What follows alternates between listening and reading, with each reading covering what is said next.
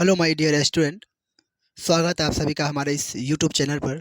तो हम लोग अभी पढ़ रहे थे क्लास 10th का फिजिक्स, जो कि हम लोग इसका ऑलरेडी 9 वीडियो देख चुके हैं।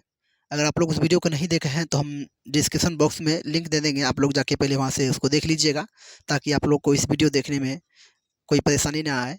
तो कल हम लोग देखे थे उत्तल दर्पण का, सॉरी अवतल दर्पण का 6 स्थिति देखे थे कि अगर हम लोग वस्तु को कहीं रखते हैं तो उसका प्रतिबिंब कहाँ बनता है और किस प्रकार बनता है, उसको देखे थे। और उसका टोटल 6 केस है और 6 का 6 हम लोग कल देख लिए थे। तो आज हम लोग देखेंगे उत्तल दर्पण में 2 केस होता है, उनको देखेंगे। उसके बाद आवर्धन क्या होता है उसको देखेंगे। तो चलिए हम लोग स्टार्ट करते हैं। अगर आप लोग मेरे इस चैनल पर पहली बार आए हैं तो चैनल को सब्सक्राइब कीजिए और बेल आइकन को ज़रूर प्रेस कीजिए, ताकि नोटिफिकेशन आपको मिलता रहे। चलिए हम लोग स्टार्ट करते हैं। स्टार्ट करने से पहले आप लोग से एक दो क्वेश्चन पूछ लिया जाता है कि आप लोग से एक क्वेश्चन समझ में देखिए। पहला क्वेश्चन आप लोग का बनेगा कि अवतल दर्पण में वस्तु की वह कौन सी स्थिति है। क्या बनेगा पहला क्वेश्चन? पहला क्वेश्चन आप लोग का बन रहा है, आप लोग का क्वेश्चन पहला बन रहा है, अवतल दर्पण में वस्तु की, क्या लिखेंगे? अवतल दर्पण में वस्तु की कौन सी स्थिति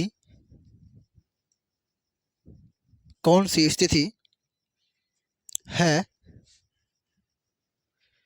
जिसमें आवर्धन एक होता है, जिसमें आवर्धन एक होता है। अभी हम आप लोग को जस्ट बताएंगे कि आवर्धन क्या होता है, ठीक है। और आवर्धन आप लोग को हम पहले भी थोड़ा बहुत बता चुके हैं कि वस्तु की ऊंचाई और प्रतिबिंब की ऊंचाई के अनुपात को हम लोग क्या कहेंगे? आवर्धन कहते हैं, ठीक है। तो चलिए, ये कौन सा स्थिति में होगा, इसका आंसर क्या होगा, ये आपको ऑब्जेक्टिव में आएगा, ठीक है। तो कल आप लोग को हम बताए थे, जैसे मान के लिए कौन सा दर्पण है, ये आपका अवतल दर्पण है, ठीक है। कौन सा दर्पण है? आपका अवतल दर्पण, ठीक है। और हम लोग को पता है कि अवतल दर्पण किसे कहते हैं? ऐसा दर्पण जिसका परावर्तक सतह कैसा होना चाहिए? धसा होना चाहिए, है ना। तो ये इसका क्या है आपका, ये यहाँ हो जाता है आपका पोल, और ये इसको क्या बोलते हैं हम लोग? प्रधान अक्ष बोलते हैं, ठीक है। और ये क्या है, मान के चलिए ये फोकस है, और ये क्या है आपका? वक्रता केंद्र, ठीक है। तो हम लोग कहाँ अगर वक्रता केंद्र पर अगर रखते हैं, कोई इमेज को रखते हैं, ठीक है, कुछ फिगर रखते हैं, तो इसका एक प्रतिबिंब कहाँ डालेंगे हम लोग? इसका एक प्रतिबिंब डालते हैं हम लोग एक बार सीधा, ठीक है, प्रधान अक्ष के समांतर डालेंगे। और हम लोग को पता है कि अगर कोई भी प्रकाश किरण अगर प्रधान अक्ष के समांतर आई तो किससे गुजरेगी? फोकस से गुजरेगी। कहाँ से गुजरेगी? फोकस से गुजरेगी, ठीक है। और उसके बाद हम लोग एक डालेंगे इस पे, फोकस पे। कहाँ डालेंगे? एक फोकस पे डालेंगे, ठीक है। चलिए, एक फोकस पे डाल दिए, तो ये कहाँ से गुजरेगी? ये समांतर हो गुजरेगी। कहाँ गुजरेगी? ये समांतर होकर गुजरेगी, ठीक है। थोड़ा सा इधर हो गया, एक मिनट, टेढ़ा हो गया ये लाइन, ठीक है। तो कहाँ से ये, अगर इसको फोकस पे डाले तो यहाँ आया, ठीक है। और ये कहाँ से जाएगी? ये प्रधान अक्ष के समांतर जाएगी, प्रधान अक्ष के समांतर गई। अब उसी हम लोग यहाँ लिख देते हैं। तो इमेज मेरा कहाँ बन रहा है? जहाँ दोनों रेखा क्या है आपस में प्रतिच्छेद करेगी, वहाँ मेरा क्या बनेगा? इमेज बनेगा। तो यहाँ मेरा इमेज बन गया, ठीक है। और ये बराबर होता है, इसका इमेज आप लोग को बताया था, इसका आकार कैसा होता है? बराबर होता है। अगर हम इसका नाम ए बी डाल देते हैं और इसका नाम ए डैश बी डैश डाल देते हैं, ठीक है। इमेज हम यहाँ रखे, इसका सॉरी वस्तु यहाँ रखे, इमेज मेरा यहाँ बन रहा है, ठीक है। अब देखिए, अगर मान के चलिए ये 2 सेंटीमीटर का है, तो ये भी कितना सेंटीमीटर का बना? मेरा इमेज 2 ही सेंटीमीटर का होता है। और आवर्धन बराबर फॉर्मूला आप लोग को बताए थे कि आवर्धन क्या होता है? वस्तु की ऊंचाई क्या होता है? वस्तु की ऊंचाई कितना है? 2 सेंटीमीटर। और प्रतिबिंब की ऊंचाई कितना है? 2 सेंटीमीटर। 2 और 2 का कट जाएगा, कितना आएगा? 1। तो वही पूछ रहा आपसे इसमें कि अवतल दर्पण में वस्तु की वह कौन सी स्थिति है जिसमें आवर्धन कितना होना चाहिए? 1 होना चाहिए। तो हम लोग क्या लिखेंगे? इसका वस्तु की स्थिति कहाँ है? वक्रता केंद्र पर। वस्तु कहाँ है? वक्रता केंद्र पे है। तो हम लोग लिख देंगे इसमें कि जब वस्तु वक्रता केंद्र पर हो, जब वस्तु वक्रता केंद्र पर हो। कहाँ हो? जब वस्तु वक्रता केंद्र पर हो, ठीक है। उसके बाद एक क्वेश्चन और बनता है आप लोग से, चलिए क्वेश्चन लिखते हैं हम लोग। एक क्वेश्चन और बनता है इसमें कि अवतल दर्पण में वह कौन सी स्थिति है, अवतल दर्पण में वह कौन सी स्थिति है, अवतल दर्पण में वह कौन सी स्थिति है जिसमें प्रतिबिंब का आकार, जिसमें प्रतिबिंब के आकार जिसमें प्रतिबिंब के आकार में परिवर्तन नहीं होता, आकार में परिवर्तन नहीं होता है। क्या है क्वेश्चन? क्या आप लोग का कि अवतल दर्पण में वह कौन सी स्थिति है जिसमें प्रतिबिंब के आकार में कोई परिवर्तन नहीं होता है। तो कहाँ होगा? देखिए, इसमें अगर हम लोग वस्तु को अगर कहाँ पर रखें, वस्तु कहाँ रखें हम लोग? वक्रता केंद्र पर रखें। तो वक्रता केंद्र पर अगर हम लोग वस्तु को रखे हैं तो क्या इसका प्रतिबिंब में कोई परिवर्तन हो रहा है? नहीं हो रहा। प्रतिबिंब जैसा ये है वैसा ही उल्टा। लेकिन ये सीधा रखे, इसका प्रतिबिंब कैसा मेरा उल्टा बन रहा है, लेकिन परिवर्तन तो नहीं हो रहा। अगर ये 2 सेंटीमीटर का, ये भी कितना? 2 सेंटीमीटर का। तो इसका भी आंसर क्या हो जाएगा? इसका भी आंसर वही हो जाएगा, जब वस्तु वक्रता केंद्र पर हो। जब वस्तु वक्रता केंद्र पर हो। ठीक है, चलिए। और आप लोग से एक और क्वेश्चन है कि अवतल दर्पण में वह कौन सी स्थिति है जिसका आवर्धन 1 से छोटा होता है? ठीक है, तो ये कब होगा? जब वस्तु वक्रता केंद्र और फोकस के बीच हो। कहाँ हो? जब वस्तु वक्रता केंद्र और फोकस के बीच हो। चलिए हम लोग यहाँ बताते हैं इसको कि जब वस्तु वक्रता केंद्र और फोकस के बीच हो। चलिए यही बताते हैं। जैसे मान के चलिए क्या है आपका? अवतल दर्पण है। ठीक है, अवतल दर्पण है। ठीक है, तो देखिए ये क्या है आपका? प्रधान अक्ष है, यहाँ पोल है, ये आपका फोकस है, ये आपका क्या है? वक्रता केंद्र है। तो वक्रता केंद्र और फोकस के बीच अगर वस्तु को रखें तो यहाँ जाएगा सीधा। ठीक है, प्रधान अक्ष के समांतर जाएगा, गुजरेगा कहाँ से? ये इधर से फोकस से गुजर गया। चलिए, उसके बाद एक प्रतिबिंब डालेंगे इस पे फोकस से, एक प्रतिबिंब हम लोग फोकस पे डाल दिए, तो ये कहाँ से आएगा? ये समांतर होकर लौटेगी। तो कहाँ कर रहा है? यहाँ। तो ये क्या बन रहा है? ये इससे फिगर इमेज अगर हम लोग वस्तु को इतना रखें 2 सेंटीमीटर का, तो ये मान के चलिए कितना सेंटीमीटर बन रहा है? 4 सेंटीमीटर का। ठीक है, इससे काफी बड़ा बनेगा और इसका आवर्धन छोटा होगा। काहे छोटा होगा? ये 2 है, ये 4 है, तो कट के क्या आएगा? छोटा, 1 से कम आएगा। ठीक है, चलिए इसको लिखना नहीं है, इस बस समझाने के आप लोगों को बता रहे हैं। चलिए ठीक है, अब हम लोग बढ़ेंगे आगे। उत्तल दर्पण में देखेंगे, उत्तल दर्पण में 2 केस है, उसको देखेंगे। ठीक है, अगर आप लोग मेरे इस चैनल पर पहली बार आए तो चैनल को सब्सक्राइब और वीडियो को लाइक एंड शेयर जरूर कीजिए और बेल आइकन को जरूर प्रेस कीजिए, ताकि आने वाला वीडियो का नोटिफिकेशन आप लोग को समय समय पर मिलता रहे। ठीक है, चलिए हम लोग देखेंगे उत्तल दर्पण में। किसमें देखेंगे? उत्तल दर्पण में देखेंगे। चलिए किसमें देखेंगे? उत्तल दर्पण में। उत्तल दर्पण में। ठीक है, उत्तल दर्पण हम लोग देखेंगे। इसमें मात्र 2 केस है, 2 केस के बारे में हम लोग देखेंगे। ठीक है, चलिए तो उत्तल दर्पण में पहला है इसमें जब वस्तु अनंत पर हो। क्या है? जब वस्तु अनंत पर हो। कहाँ हो? जब वस्तु अनंत पर हो तो उत्तल दर्पण है। उत्तल दर्पण हम लोग किसे कहेंगे? ऐसा दर्पण जिसका परावर्तक सतह क्या होना चाहिए? उभरा होना चाहिए। जैसे अवतल दर्पण था, ये अवतल दर्पण था, इसका परावर्तक सतह मतलब होता क्या? आप लोग को हम बहुत बार बता चुके। परावर्तक सतह होगा जो आपको चिकना रहेगा, जिसपे प्रकाश की किरण आएगी। ठीक है, तो ये चिकना होता है, इसकी प्रकाश की किरण आती है। ठीक है, तो ये इसका कैसा है? ये धसा हुआ है। तो धसा किसका होता है? ये अवतल दर्पण का होता है। ठीक है, और उभरा किसका रहता है? आपको हम ट्रिक भी बताए थे। उभरा किसका रहता है? उत्तल का, क्योंकि हर्षों से उत्तल होता है, हर्षों से उभरा होता है। ठीक है, याद रखिएगा, एक को याद रखिए, दूसरा ऑटोमेटिक आप लोग को याद हो जाएगा। ठीक है, तो हम लोग किस में चल रहे हैं? उत्तल दर्पण। उत्तल दर्पण का परावर्तक सतह कैसा होना चाहिए? उभरा होना चाहिए। चलिए हम लोग बनाते हैं। चलिए तो मान के चलिए एक ऐसा यहाँ पे दर्पण बना रहे हैं। चलिए दर्पण है, तो इसका परावर्तक सतह कैसा होना चाहिए? उभरा होना चाहिए। तो ये होगा, इधर से हम लोग क्या करेंगे? पॉलिश कर देंगे। ठीक है, और ये क्या होता है? इसका प्रधान अक्ष है, और यहाँ पे क्या बनेगा? पोल बनेगा। ठीक है, अब मान के चलिए कि क्या बोला इसमें? अनंत। तो अनंत, अनंत के बारे में पता। अच्छा, यहाँ क्या होगा मेरा? कहीं फोकस होगा और कहीं वक्रता केंद्र होगा। ठीक है, इसको हम लोग डालेंगे अभी।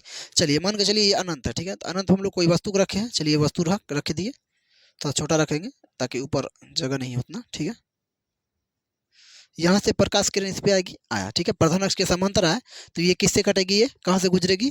फोकस से गुजरेगी। कैसे गुजरेगी? देखिए, सबसे पहले ये अगर प्रकाश की किरण आ रहा है, ठीक है, प्रकाश किरण है, तो परावर्तक सतह से टकरा के वापस लौटेगी, तो वापस ये लौट गया। ठीक है, और जितना एंगल से आएगा उतना एंगल से ही जाएगा। ठीक है, देखिए ये आया, ये वापस क्या हुआ? ये वापस लौट गया।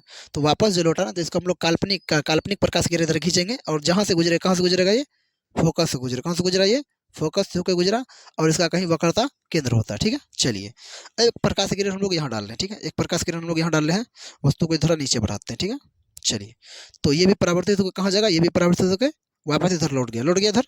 चलिए अब देखिए इसका भी हम लोग काल्पनिक प्रकाश किरण डालेंगे इधर, कहाँ से गुजरेगा ये भी कहाँ से गुजरेगा, फोकस से गुजरेगा, ठीक है। तो देखिए हम लोग रखे कहाँ वस्तु को, वस्तु को रखे हम लोग अनंत पे, और बना कहाँ मेरा ये प्रतिबिंब, कहाँ बना मेरा, फोकस पे बना। तो हम लोग लिखेंगे यहाँ पे इमेज के बारे में लिखेंगे, ठीक है। चलिए इमेज के बारे में हम लोग लिखते हैं कि इसकी स्थिति कैसी बनी है, ठीक है। लिखेंगे इमेज, इमेज के बारे में लिखेंगे। पहला क्या लिखेंगे हम लोग, स्थिति, क्या लिखेंगे, स्थिति इसका कैसा है, ठीक है। पहला तो स्थिति के बारे में लिखेंगे, दूसरा इसका आकार के बारे में लिखेंगे, और तीसरा इसका किसके बारे में लिखेंगे, तीसरा लिखेंगे हम लोग प्रकृति, प्रकृति कैसा है इसका, ठीक है। चलिए स्थिति देखते हैं, स्थिति कहाँ बन रहा है इसका, फिगर कहाँ बन रहा है, प्रतिबिंब कहाँ बन रहा है इसका, प्रतिबिंब बन रहा है फोकस पे, कहाँ बन रहा है प्रतिबिंब, फोकस पे बन रहा है। हम लिख लेंगे प्रतिबिंब फोकस पर बनेगा, ठीक, पहला लिख दिए। दूसरा आकार इसका कैसा, आकार वस्तु से क्या है, काफी छोटा है, तो वस्तु से बहुत छोटा, वस्तु से बहुत छोटा। और प्रकृति कैसा इसका, प्रकृति देखिए प्रकृति कैसे लिखेंगे, प्रकृति इसका होगा काल्पनिक, क्योंकि ये काल्पनिक बना है, इसको हम लोग सिर्फ इसको डॉट डॉट लाइन, काल्पनिक रेखा मतलब इसको हम देख नहीं पा रहे कि कैसे मिला, लेकिन ये मिलता है। जैसे हम लोग का आईना के मतलब दर्पण जो होता है, दर्पण के अंदर जो हम लोग का फिगर बनता है, इमेज बनता है, तो हम लोग सिर्फ महसूस कर सकते हैं कि मेरा इमेज बन रहा है। ये कैसे बन रहा है वो हम लोग को पता नहीं है, ठीक है। तो इसको हम लोग काल्पनिक रेखा से मिला है, तो हम लोग लिखेंगे क्या, इसका काल्पनिक है और सीधा बनेगा, कैसा बनेगा, काल्पनिक और सीधा, काल्पनिक और सीधा, काल्पनिक और सीधा बन रहा है, ठीक है। चलिए अब हम लोग देखेंगे 2 नंबर को, ठीक ना। तो चलिए अब हम लोग देखते हैं 2 नंबर को, 2 नंबर क्या कह रहा है। 2 नंबर में क्या रखेंगे हम लोग, जब वस्तु ध्रुव और अनंत के बीच हो, क्या लिखेंगे 2 नंबर, जब वस्तु ध्रुव और अनंत के बीच हो, ठीक है। पहला हम लोग रखे कहाँ पे, पहला रखे हम लोग ध्रुव, कहाँ रखे पहले, पहले अनंत पे रखेंगे, अब ध्रुव और अनंत के बीच रखेंगे। चलिए हम लोग बनाते हैं उत्तल दर्पण को, उत्तल दर्पण को बना रहे हैं, ठीक है। उत्तल दर्पण का परावर्तक सतह कैसा होता है, उभरा हुआ होता है, ठीक है। चलिए इस टाइप में बना लेते हैं, इसका परावर्तक सतह उभरा हुआ रहता है। ये क्या रहा आपका, ये रहा आपका प्रधान अक्षर है, ये पोल रहा, ठीक है। चलिए तो यहाँ कहीं अनंत है और ये ध्रुव है, तो इनके बीच में बना रहे हैं, तो मान के चलिए हम लोग यहाँ रख रहे हैं, ठीक है। यहाँ वस्तु को रखें, तो ये एक प्रधान अक्ष के समांतर एक किरण को डालेंगे, ये प्रधान अक्ष के समांतर किरण गया, और ये परावर्तित होकर क्या होगा, वापस लौटेगी, ठीक है। और ये वापस लौटेगी तो इसका काल्पनिक रेखा कहाँ से गुजरेगा, तो फोकस से होकर गुजरेगा, ठीक है। चलिए तो इसका काल्पनिक रेखा कहाँ से गुजर रहा है, फोकस से गुजर रहा है, ठीक है। ये फोकस से गुजर गया, और यहीं कहाँ, यहाँ कहाँ है, वक्रता केंद्र, ठीक है। चलिए एक हम लोग डालते हैं यहाँ से प्रकाश किरण, एक डालते हैं हम लोग ध्रुव पे, कहाँ डालेंगे, ध्रुव पे। एक हम लोग प्रकाश किरण कहाँ डाल दिए, ध्रुव पे डाल दिए, ठीक है, ध्रुव पे डाले।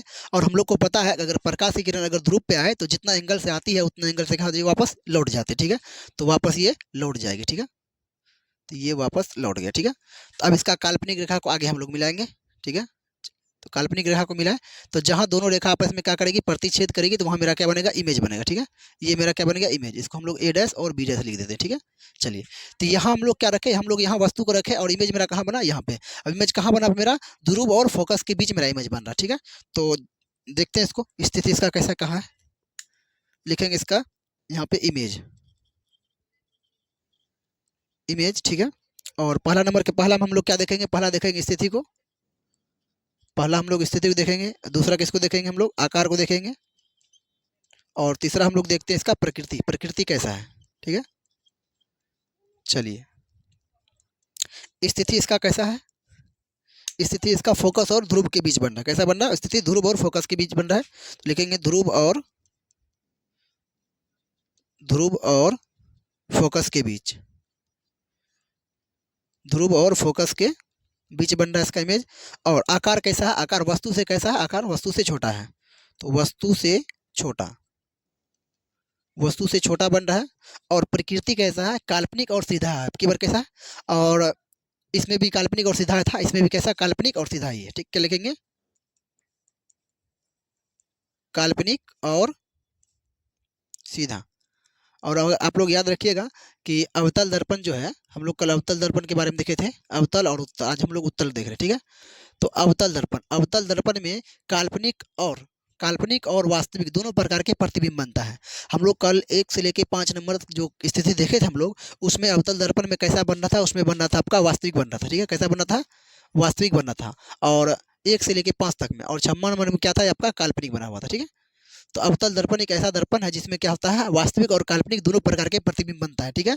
और ये आप लोग से ऑब्जेक्टिव में पूछा जाता है, और ये 2025 के बोर्ड एग्जाम में भी पूछा गया है कि वास्तविक और काल्पनिक प्रतिबिंब किस दर्पण में बनता है, ठीक है। दर्पण सॉरी, उसमें लेंस में पूछा है, ठीक है। लेंस में जब पढ़ाएंगे तो लेंस के बारे में बताया जाएगा, ठीक है। और उत्तल दर्पण में आपको हमेशा क्या बनेगा, इसमें काल्पनिक और सीधा ही बनेगा। कैसा बनेगा? काल्पनिक और सीधा। इसको याद रखिएगा, आपको काफी इंपॉर्टेंट है कि अवतल दर्पण में वास्तविक और काल्पनिक दोनों प्रकार के ही प्रतिबिंब बनते हैं, लेकिन अवतल दर्पण में सिर्फ काल्पनिक प्रतिबिंब बनते हैं, ठीक है। तो उत्तल दर्पण में 2 ही केस था, दोनों आप लोग को बता दिए हैं, ठीक है। अब हम लोग देखेंगे कुछ आवर्धन को, ठीक है। सॉरी, चिन्ह चिन्ह परिपाटी को देख लेते हैं, उसके बाद हम लोग आवर्धन को देखेंगे, ठीक है। तो उसके बाद फ्रेश कर लेते हैं, उसके बाद आपको बताते हैं। तो अब हम लोग देखते हैं चिन्ह परिपाटी को। चिन्ह परिपाटी क्या होता है, ठीक है। हम लोग क्या स्टार बनाएंगे? चिन्ह परिपाटी, ठीक है। चिन्ह परिपाटी, ठीक है। चिन्ह परिपाटी के बारे में देखते हैं कि चिन्ह परिपाटी होता क्या, ठीक है। तो सबसे पहले हम लोग इसमें दर्पण बनाते हैं। चलिए देखते हैं, ये मेरा दर्पण बन रहा है, ठीक है। ये मेरा दर्पण बन गया। और एक ऐसा दर्पण, ये अवतल दर्पण। कैसा दर्पण है? ये अवतल दर्पण, ठीक है। और इसका ये क्या होता है? प्रधान अक्ष होता है, जिसको हम लोग यहाँ पॉल लिखते हैं, ठीक है। अब देखिए, मान के ये क्या है, ये प्रकाश की किरण गया है, ठीक है। ये प्रकाश किरण जा रहा है, ठीक है। अब देखिए, यहाँ से ऊपर जितना भी लेंगे ना, ये क्या होगा? पॉजिटिव में। क्या लेंगे? जिस कभी भी किसी का मान आगे लेने के लिए, अभी आप लोग को बताएंगे आगे, ठीक है। ये किस में लेंगे? ये पॉजिटिव में लेंगे, ठीक है। बी लिख दिए, पॉजिटिव। ठीक है। और इधर नीचे में हम लोग क्या लिखेंगे? इधर हम लोग लिखेंगे नेगेटिव। क्या लेंगे? नेगेटिव लेंगे, ठीक है। और उसके बाद अगर ये अनुदिश, अगर जैसे किरण चल रहा है ना, किरण का अगर दिश, जैसे किरण चल रहा है, अगर उसी दिशा में लेंगे तो वो भी क्या में आएगा? वो भी पॉजिटिव में ही आएगा, ठीक है। और किरण के अनुदिश अगर लेंगे, जैसे किरण का इस साइड ले रहे हैं, तो इसमें क्या आएगा? ये नेगेटिव आएगा, ठीक है। चलिए, आप लोग को हम लिखने के माध्यम से समझा देते हैं, ठीक है। चलिए, पहला नंबर क्या हो जाएगा कि ध्रुव से सभी दूरी मापी। कहाँ ये ध्रुव है? ध्रुव से ही सभी दूरी मापी जाएगी। तो ध्रुव से सभी दूरी मापी जाती है। कहाँ से? ध्रुव से ही, यहाँ से, ये रहा ध्रुव, ठीक है। यहाँ से ही सभी दूरी मापी जाएगी, चाहे इधर का होगा या इधर का होगा, कहीं से कहीं का भी होगा दूरी, तो यहीं से ही मापा जाएगा, ध्रुव से, ठीक है। और दूसरा नंबर हम लोग देंगे, लिखेंगे कि किरण के अनुदिश मापी गई। क्या लिखेंगे? किरण के अनुदिश मापी गई दूरी, मापी गई दूरी धनात्मक तथा तथा बाद वाली दूरी ऋणात्मक होगी। क्या हो? तथा बाद वाली दूरी ऋणात्मक होगी। क्या होगी? ऋणात्मक होगी, ठीक। अब 3 नंबर डाल के लिखते हैं। 3 नंबर क्या हो जाएगा? 3 नंबर में देख लेंगे हम लोग कि प्रधान अक्ष के ऊपर की दूरी। क्या लिखेंगे? प्रधान अक्ष के ऊपर की दूरी धनात्मक तथा नीचे की दूरी ऋणात्मक होगी। तथा नीचे की दूरी ऋणात्मक होगी। और चौथा नंबर क्या लिख लेंगे? हम चौथा नंबर लिखेंगे वस्तु की दूरी के लिए। क्या लिखेंगे? वस्तु के दूरी के लिए, वस्तु की दूरी के लिए यू का